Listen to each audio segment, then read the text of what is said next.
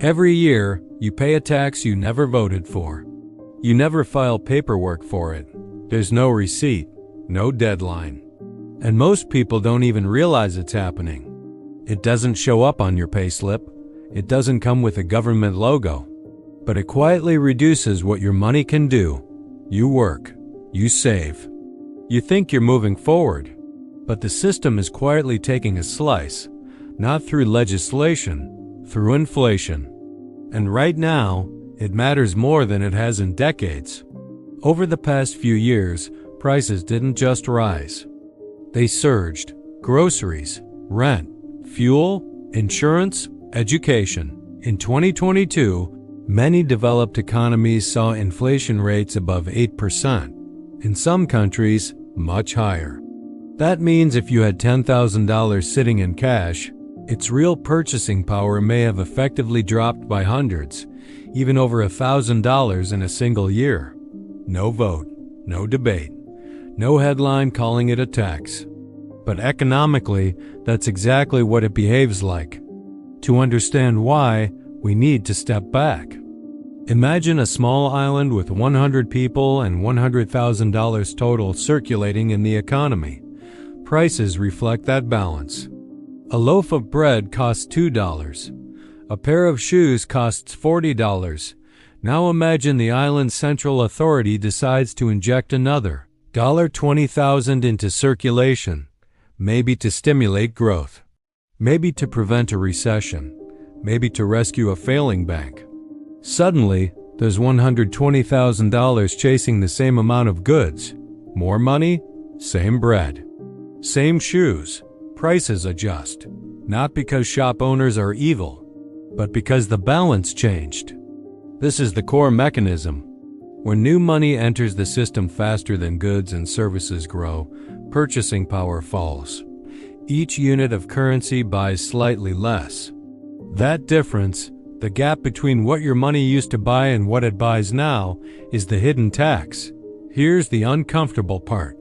Unlike income tax, this one doesn't hit everyone equally.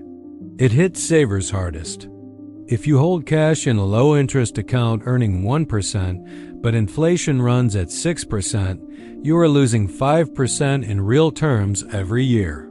You don't see the deduction, but it's there. Now let's go deeper. Who benefits? Because if this functions like a tax, someone must be collecting.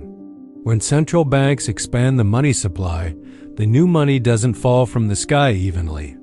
It enters through specific channels: government spending, financial institutions, asset purchases. This is sometimes called the Cantillon Effect, named after 18th century economist Richard Cantillon. The idea is simple.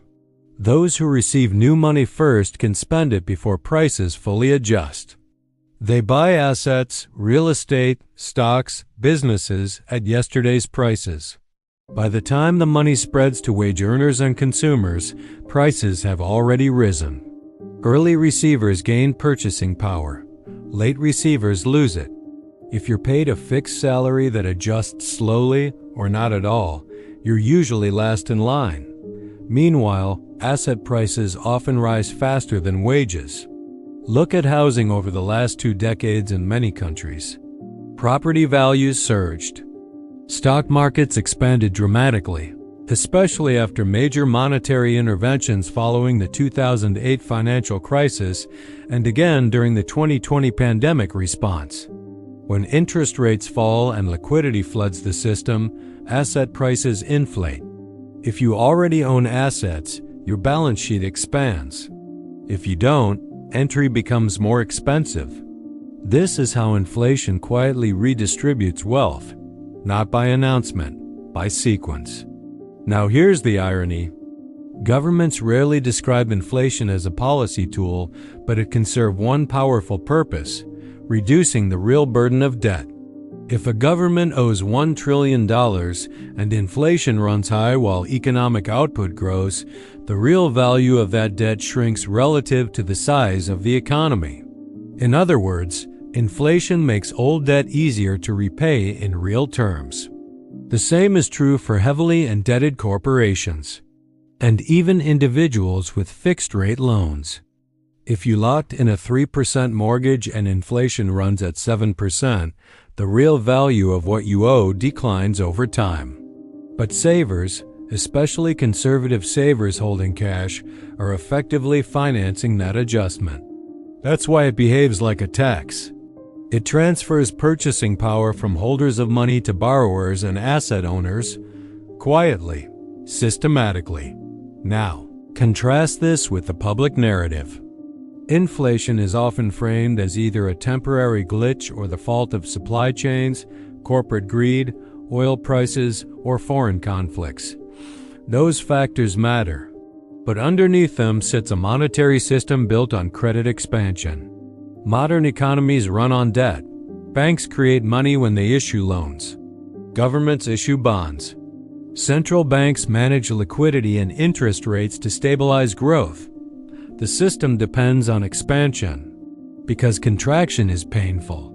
If credit shrinks, spending falls. Businesses fail.